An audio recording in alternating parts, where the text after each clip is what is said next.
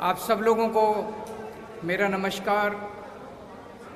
जो दर्शक इस वक्त हम लोगों को देख रहे हैं, सुन रहे हैं, उन सब लोगों को मेरा नमस्कार। आज बड़े महत्वपूर्ण विषय के ऊपर मैं बात करना चाहता हूं। हम आज़ादी के 75 साल मना रहे हैं। देश बड़े हर्षोल्लास के साथ 75 साल मना रहा है, लेकिन सभी के मन में एक प्रश्न है। 75 साल हो गए। 75 साल किसी भी देश के लिए कोई बहुत ज्यादा नहीं होते, पर 75 साल किसी भी देश के लिए कम भी नहीं होते। 130 करोड़ भारतीयों के मन में प्रश्न है कि इन 75 सालों में कई देश हमसे आगे निकल गए, भारत पीछे क्यों रह गया? भारत आज दुनिया का नंबर 1 देश क्यों नहीं है? भारत अमीर देश क्यों नहीं है? भारत की बहुत बड़ी संख्या आज भी गरीब क्यों है? भारत के अंदर अभी भी हर बच्चे को अच्छी शिक्षा क्यों नहीं मिलती है? हमारे में किस चीज की कमी है? भारत के लोग दुनिया के सबसे इंटेलिजेंट लोग हैं। भगवान ने जब पृथ्वी की रचना की और इंसान बनाया, सबसे इंटेलिजेंट लोग भारत में भगवान ने पैदा किए। हमारे लोग जब दुनिया भर में जाते हैं, अमेरिका ले लो, लंदन ले लो, फ्रांस ले लो, दुनिया की कोई मल्टीनेशनल कंपनी उठा के देख लो, ऊपर आपको एक इंडियन बैठा मिलेगा नंबर 1 या नंबर 2 पोजीशन पे। हमारे देश के लोग इतने इंटेलिजेंट हैं, इतने हार्ड वर्किंग हैं, फिर हमारा देश पीछे क्यों रह गया? भगवान ने जब पृथ्वी बनाई, भारत को सब कुछ दिया। भगवान ने सबसे खूबसूरत जगह भगवान ने भारत को बनाया। भारत में नदियां हैं, पहाड़ हैं, मिनरल्स हैं, जड़ी बूटियां हैं, सारी फसलें हैं, समुद्र है, कोई कमी नहीं छोड़ी भगवान ने। फिर भारत पीछे क्यों रह गया? आज ये प्रश्न सब लोगों के मन में है कि भारत पीछे। जो देश हमारे बाद आजाद हुए, सिंगापुर हमारे 15 साल बाद आजाद हुआ, आज हमसे आगे निकल गया। सेकेंड वर्ल्ड वॉर में जापान ध्वस्त हो गया था, हमसे आगे निकल गया आज। सेकेंड वर्ल्ड वॉर में हिटलर के बाद जर्मनी ध्वस्त हो गया था, आज हमसे आगे निकल गया। हम पीछे क्यों रह गए? कुछ लोग पूछते हैं, can India lead the world? Why not? हमारे पास दुनिया के बेस्ट इंजीनियर हैं, बेस्ट डॉक्टर हैं, बेस्ट किसान हैं, बेस्ट वकील हैं, बेस्ट टैलेंट है दुनिया का। फिर हम आगे क्यों नहीं बढ़ सकते? हमारा सिस्टम खराब है। पिछले 75 साल के अंदर इन पार्टियों और इन नेताओं ने मिलके हमारे देश के अंदर केवल राजनीति की है, गंदी राजनीति की है। इनके भरोसे अगर छोड़ दिया तो अगले 75 साल भी देश को ये आगे नहीं बढ़ने देंगे। अगले 75 साल भी भारत पीछे रह जाएगा। अब उम्मीद केवल एक ही है, इस देश की जनता। अगर 130 करोड़ लोग एक साथ इकट्ठे हो जाएं तो भारत को दुनिया का नंबर 1 देश बनने से कोई नहीं रोक सकता। पूरा देश इकट्ठा हुआ था 1947 में। जब सारा देश इकट्ठा हुआ 1947 में, हमने अंग्रेजों को उठा के बाहर फेंक दिया। आज अगर हम सारे जने इकट्ठे हो जाएं, भारत को दुनिया का नंबर 1 देश बनने से कोई नहीं रोक सकता। उसी मिशन पे हम लोग निकले हैं। हम लोग देश के कोने कोने में जाएंगे, हर राज्य के अंदर जाएंगे और लोगों को जोड़ने की कोशिश करेंगे। लोगों को जोड़ने की कोशिश करेंगे। अगर 130 करोड़ लोगों को जोड़ने का हमारा मकसद है, इसीलिए मेरी सभी लोगों से अपील है, चाहे आप बीजेपी के हो, चाहे आप कांग्रेस के हो, चाहे आप आम आदमी पार्टी के हो, चाहे आप इस पार्टी के हो, चाहे उस पार्टी के हो, पार्टीबाजी नहीं कर रहे हम लोग। हमारा मकसद है जनता को जोड़ना। जो लोग इस देश को दुनिया का नंबर 1 देश देखना चाहते हैं, आप सब लोग इस मुहिम से जुड़िए। इस मुहिम से जुड़ने के लिए इस नंबर पे मिस्ड कॉल करनी है, 95100100। मैं दोबारा रिपीट कर दूं, 95100100। भारत को दुनिया का नंबर 1 देश बनाने का क्या मतलब है? हमें इस देश के हर बच्चे के लिए अच्छी शिक्षा का इंतजाम करना पड़ेगा। हमें इस देश में हर भारतीय के लिए अच्छे इलाज का इंतजाम करना पड़ेगा। हमें इस देश में हर व्यक्ति के लिए बिजली, पानी, रोजगार का, हर युवा के लिए रोजगार का इंतजाम करना पड़ेगा। भाषण देना बड़ा आसान है, मैं भी भाषण दे सकता हूं, दुनिया का नंबर 1 देश बनाएंगे, लेकिन काम करना बड़ा मुश्किल है, बड़ी मेहनत करनी पड़ेगी। और इन सारी चीजों में सबसे इंपॉर्टेंट एक चीज है, वो है शिक्षा। मुझे लगता है 1947 में हम लोगों से एक गलती हुई थी। जैसे ही देश आजाद हुआ, आजाद भारत को सबसे ज्यादा तवज्जो शिक्षा पे देनी चाहिए थी। 1947 में ही हमें मिशन मोड में, वॉर मोड में, हर गांव के अंदर, हर मोहल्ले के अंदर अच्छे सरकारी स्कूल, फ्री शिक्षा, शानदार शिक्षा का इंतजाम करना चाहिए था। लेकिन दुख की बात यह है कि आजादी के वक्त भी नहीं किया, और अब 75 साल के अंदर भी हमने शिक्षा के ऊपर उतनी तवज्जो नहीं दी। लेकिन अब और इंतजार नहीं कर सकता भारत। अब हमें वॉर मोड में पूरे देश के अंदर अच्छी और फ्री शिक्षा का इंतजाम करना है। मैंने आज ही चिट्ठी लिखी है प्रधानमंत्री जी को। प्रधानमंत्री जी ने अभी 5 सितंबर को ऐलान किया कि 14,500 स्कूलों को केंद्र सरकार पूरे देश में अपग्रेड करेगी। बहुत अच्छी बात है, हम बधाई देते हैं उनको। लेकिन देश में 10 लाख, 10.5 लाख सरकारी स्कूल हैं। अगर 14,500 स्कूलों को किया जाएगा तो 100 साल लग जाएंगे सारे सरकारी स्कूलों को ठीक करने में। अब भारत इंतजार नहीं कर सकता। 130 करोड़ लोग बेचैन हो रहे हैं। मेरा उनसे निवेदन है, मैंने आज ही चिट्ठी लिखी है प्रधानमंत्री जी को, कि सारी राज्य सरकारों को एक साथ लीजिए और वॉर मोड में, मिशन मोड में हम अपने 10 लाख सरकारी स्कूलों को 5 साल के अंदर ठीक करके दिखाएंगे। इसका प्लान बनाते हैं। सारे सरकारी स्कूलों को शानदार बनाएंगे।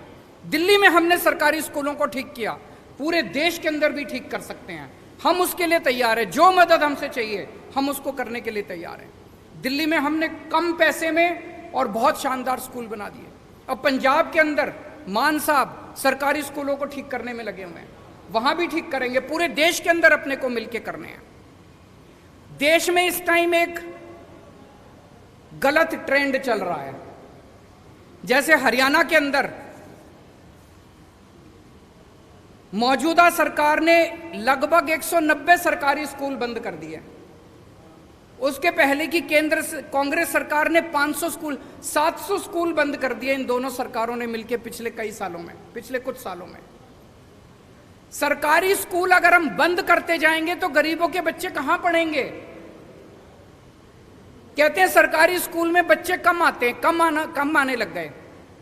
आपने सरकारी स्कूलों का ऐसा बेड़ा गर्क कर दिया कि गरीब आदमी अब अपने बच्चों को सरकारी स्कूल में नहीं भेजता। वो अपना पेट काट के 2 टाइम की रोटी कम खा लेगा, प्राइवेट स्कूल में भेजना चालू कर दिया। आप सरकारी स्कूलों को बंद करने की बजाय उनको शानदार बना दो। देखो बच्चे आने लग जाएंगे, अमीरों के बच्चे भी आएंगे। दिल्ली में अमीरों के बच्चे भी आ रहे हैं। तो ये सरकारी स्कूलों को बंद करने का जो सिस्टम पूरे देश के अंदर चल रहा है, ये बड़ा डेंजरस है, बहुत डेंजरस है। देश में 27 करोड़ बच्चे रोज स्कूल जाते हैं। इनमें से 18 करोड़ बच्चे सरकारी स्कूलों में जाते हैं। अगर हमने सरकारी स्कूल बंद करने चालू कर दिए, 18 करोड़ गरीब बच्चे कहां जाएंगे? क्या 18 करोड़ बच्चे अनपढ़ रह जाएंगे? अगर 18 करोड़ बच्चे हमारे अनपढ़ रह गए तो देश कैसे तरक्की करेगा? इन 18 करोड़ बच्चे जो 10 लाख सरकारी स्कूलों में पढ़ते हैं, इनके लिए हमें शानदार शिक्षा का इंतजाम करना है। जब तक वो नहीं होगा तब तक बातें बड़ी बड़ी हो सकती है, लेकिन देश आगे नहीं बढ़ सकेगा। अगर आपके कुछ प्रश्न हैं तो आप बताइए।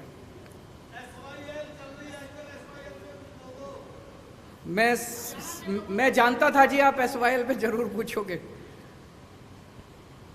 मैं पहले 2 मिनट मान साहब को कहूंगा कि वो अपनी बातें रखें, उसके बाद मैं जवाब दूंगा। बहुत बहुत धन्यवाद, शुक्रिया सर।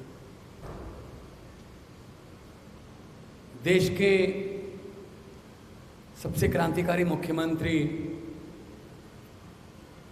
अरविंद केजरीवाल जी ने जो बातें की हैं, मुझे नहीं लगता इससे पहले किसी पार्टी ने 70 साल के 75 साल के आज़ादी के समय के दौरान ये बातें उठाई होंगी, क्योंकि उनके मुद्दे धर्म से, नफरत से, इधर उधर की बातों से भरे होते हैं। शिक्षा की बात, स्वास्थ्य की बात, बिजली की बात, इंफ्रास्ट्रक्चर की बात, ये सिर्फ आम आदमी पार्टी करती है। जब छोटे होते थे तो अकेला दूरदर्शन चलता था, तो दूरदर्शन पे एक ऐड आती थी, मिले सुर मेरा तुम्हारा तो सुर बने हमारा। और उसमें पूरे देश के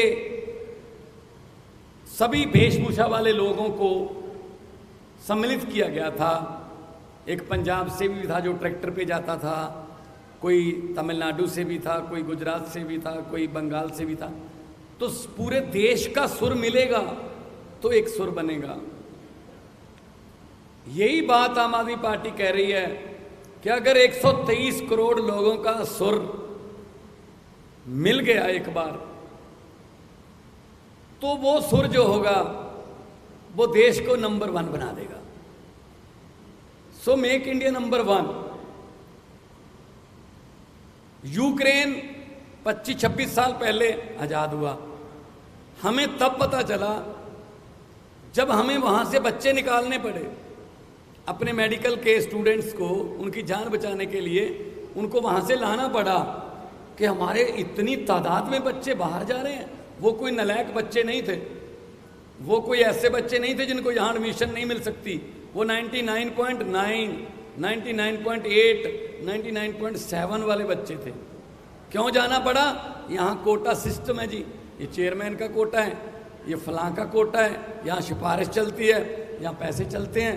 तो पेरेंट्स सोचते हैं जो काम 30 लाख में यूक्रेन में होता है वो यहाँ 3 करोड़ में होता है।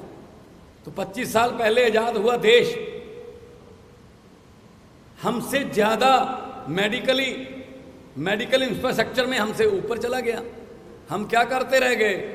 हम तो नारे लगाते रह गए, हम एक दूसरे को कोसते रह गए, एक दूसरे की निंदा करते रह गए। तो देश तभी बढ़ेगा जब सब ऊपर होंगे, देश तभी आगे बढ़ेगा जब सबका सुर मिलेगा। ये पोलराइजेशन, ये नफरत की राजनीति देश को आगे नहीं लेके जा सकती। पंजाब अनाज में देश को आत्मनिर्भर करने वाला स्टेट है। पंजाब के नौजवान आज भी चाइना पाकिस्तान बॉर्डर पर सीना ताने खड़े हैं। पंजाब माना गया है न्यू आइडियाज के लिए, नए इनकलाब्स के लिए। दिल्ली में इन्होंने जो शिक्षा की क्रांति लाई अरविंद केजरीवाल जी ने, स्वास्थ्य में क्रांति लाई, मोहल्ला क्लिनिक, हमने 100 मोहल्ला क्लिनिक, अभी 6 महीने हुए नहीं है हमारी सरकार को बने हुए पंजाब में, 100 मोहल्ला क्लिनिक खुल गए। जून जुलाई से बिजली के बिल जो है 0 आने लगे। सेना में जो जवान फर्ज निभाते हुए अपनी जान कुर्बान करता है, 1 करोड़ रुपया उसको मिलता है। विधायकों को 1 बार की पेंशन ही मिलेगी। 1 बार विधायक बने तो बार 5 बार विधायक बने तो बार पेंशन नहीं मिलेगी, 1 बार मिलेगी। अभी हम आने वाले दिनों में ई गवर्नेंस ला रहे हैं। गिरदावरी रजिस्ट्री फर्द आपके लैपटॉप में, आरसी गाड़ियों की आपके लैपटॉप में, इंडस्ट्री के लिए सिंगल विंडो पहले भी सिंगल होती थी, इससे पहले वाली सरकारों में भी सिंगल विंडो होती थी, लेकिन हर अफसर की अपनी अपनी विंडो होती थी। इससे पहले जो भी इंडस्ट्री वाले आते थे वो पंजाब से एमओयू करने नहीं आते थे, वो एक परिवार से एमओयू करने आते थे। अब जब वो इंडस्ट्री वाले आते हैं तो पंजाब के साथ हस्ताक्षर करने आते हैं। पंजाब में बड़ी बड़ी कंपनियां आ रही हैं, नौजवान युवाओं को रोजगार मिलेगा। वही नौजवान जो आइलेट्स करके या कोई और तरीके से विदेश जा रहा है, ब्रेन ड्रेन हो रहा है, वो देश में रहेंगे। आपको एक हैरानीजनक बात बता देता हूं जो मुझे पिछले दिनों इन्वेस्ट पंजाब के एक सम्मेलन के दौरान पता चली। जोमैटो, आजकल उसके बिना हम खाना नहीं खाते, अगर वो देके जाएंगे तो ही खाएंगे। जोमैटो का जो चलाने वाला, जिसने जोमैटो शुरू किया, आइडिया किया, वो फरीदकोट से है। ओला का जो मालिक है वो सानेवाल से है। फ्लिपकार्ट पंजाबी का है। हमारे पास आइडियाज बहुत हैं, लेकिन उन आइडियाज को इंप्लीमेंट करने के लिए प्लेटफॉर्म चाहिए, तो वो प्लेटफॉर्म आम आदमी पार्टी दे रही है। आम आदमी पार्टी ऐसे प्लेटफॉर्म भी दे रही है कि छोटे छोटे घरों के नौजवान लड़के लड़कियों को एमएलए की और एमपी की टिकटें भी मिल रही हैं। तो आम आदमी पार्टी आज देश को नंबर 1 बनाने के लिए जो भी बनता अफसर होगा, कोई ऐसी कमी नहीं छोड़ेगी आम आदमी पार्टी कि देश को नंबर 1 बनाने में कोई दिक्कत रह जाए। क्योंकि जैसा कि अरविंद केजरीवाल जी ने कहा है कि देश तभी आगे बढ़ सकता है जब सब आगे बढ़ेंगे। ऐसे बातें करने से या कोई भाषण देने से या जुमले सुनाने से देश आगे नहीं बढ़ेगा। देश इसलिए आगे बढ़ेगा कि जब आप सब लोग साथ दोगे और भारत में कोई कमी नहीं छोड़ी। जैसा कि अरविंद जी ने कहा, भगवान ने सब कुछ दिया है, बस सच्ची नीयत वाले लोग जो देश को चलाएं उनकी थोड़ी कमी है। अगर सच्ची नीयत वाली सरकार आ जाए तो सब कुछ हो सकता है। आम आदमी पार्टी के 6 महीने नहीं हुए पंजाब में बने हुए, अभी 6 महीने नहीं हुए। सच्ची नीयत है कि हमने 8736 अध्यापकों को पक्के कर दिया, जो पिछले कई सालों से अकाली दल और कांग्रेस की सरकारों से लाठियां खा रहे थे, पगड़ियां उतर रही थी, वाटर कैनन चल रहे थे। सच्ची नीयत है तो सब कुछ हो सकता है। तो मैं आप सबका इस बात के लिए आभारी हूं। आप बहुत ही शॉर्ट नोटिस पर हमारे पास पहुंचे हैं और आपका कोई सवाल हो तो उसके जवाब देने के लिए हम लोग यहाँ पे उपस्थित हैं।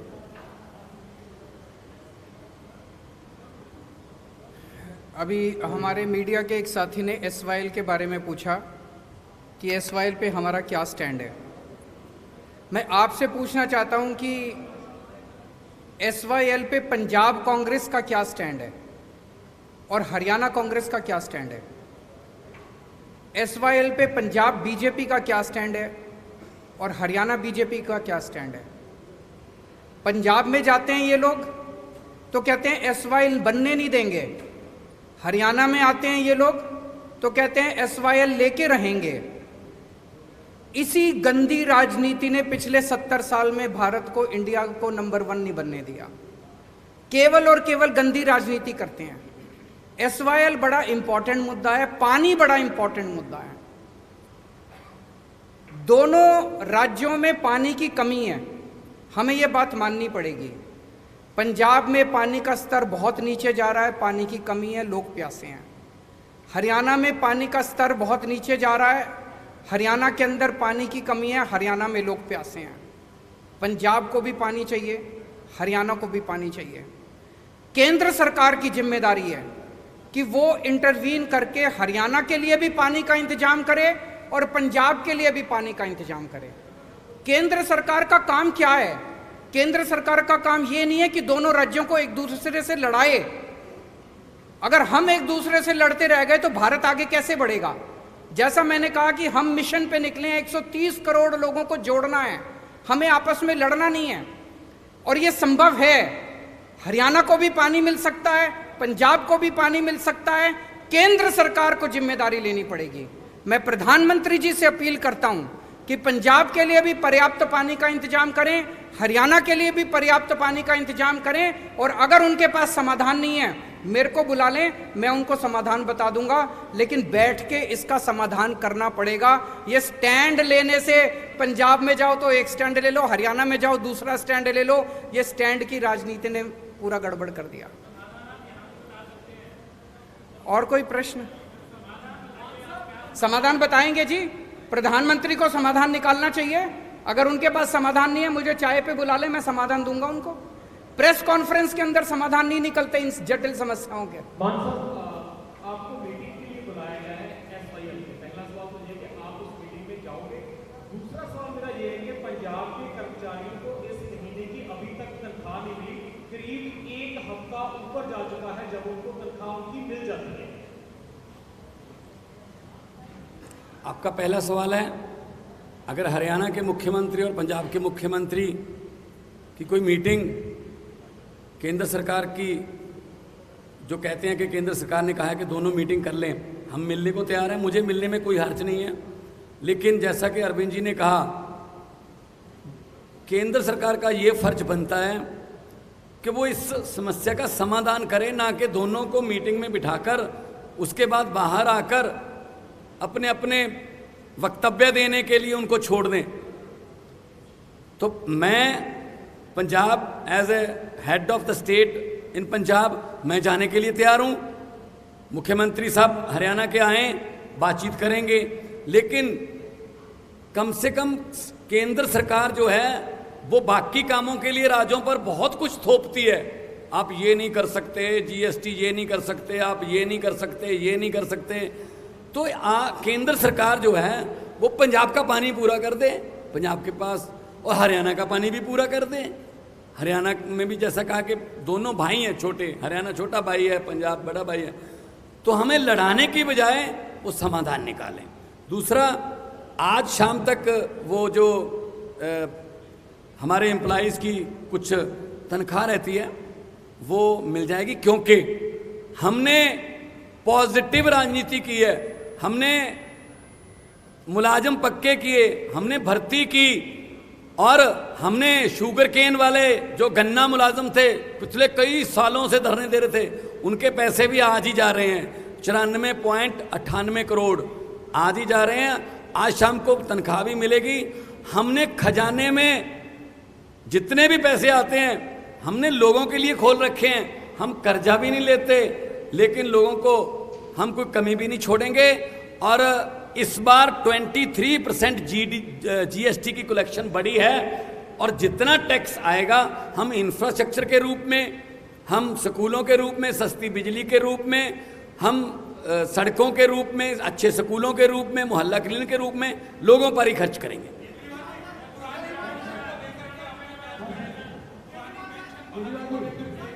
पुरानी पेंशन बहाल होनी चाहिए।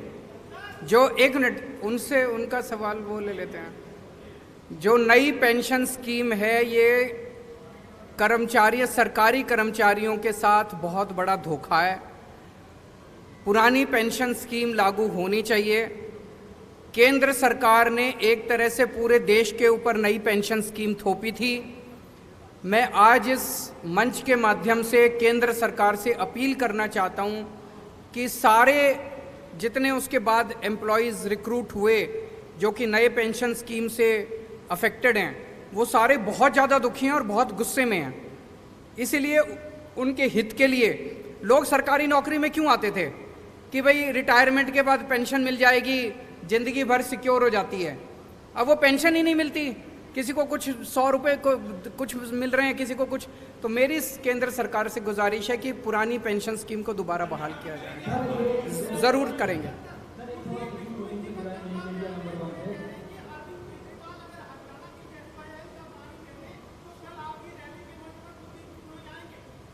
कुलदीप बिश्नोई की जरूरत ही नहीं हमको। कुलदीप बिश्नोई वहीं रहें, वो किस लिए? आप एक चीज बताओ, मैं आपसे पूछना चाहता हूं, अभी तक वो कांग्रेस में थे, अब वो बीजेपी में चले गए, अपनी पार्टी पहली एमएलए थे, अब भी एमएलए का चुनाव लड़ेंगे, तो क्यों गए हैं? उनके ऊपर इतने सारे केस थे, इतने सारे केस थे, तो वो अपने केस रफा दफा कराने के लिए गए हैं। तो वो जनता से वोट किस लिए मांग रहे हैं अब? वो इसलिए नहीं मांग रहे कि मैं तुम्हारा कुछ भला करूंगा, भला तो पहले कर देते, अभी भी कांग्रेस में ही थे, एमएलए ही थे। वो जनता से कह रहे हैं मेरे को वोट दो ताकि मैं अपने सारे केस रफा दफा करा लूं। तो कुलदीप बिश्नोई जहां हैं वहीं रहे, उनकी हमें जरूरत नहीं है।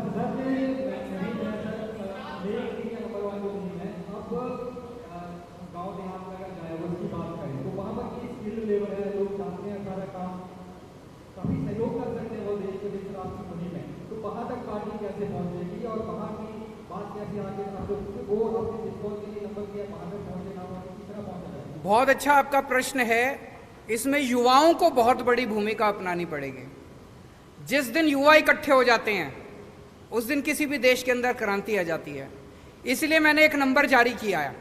इस नंबर के ऊपर मैंने अभी 10-15 दिन पहले किया था, लाखों लोग ऑलरेडी जुड़ चुके हैं। कई लाख लोग इससे जुड़ेंगे, वो वॉलंटियर्स बनेंगे, वो अपने अपने मोहल्ले और अपने अपने गांव की जिम्मेदारी लेंगे। जब पूरा देश इकट्ठा हो जाएगा तो ये 130 करोड़ लोगों की ताकत बनेगी। जब 130 करोड़ लोग कहेंगे कि हमारे जो स्कूल खोलो, किसी सरकार की हिम्मत नहीं है जो स्कूल ना खोले। इनको अपनी अभी 75 साल में केवल गंदी राजनीति हुई है, काम नहीं हुए। अब काम करने पड़ेंगे। जिस दिन देश के लोग इकट्ठे हो गए, खड़े हो गए, लोगों को काम करने पड़ेंगे। Thank you so much.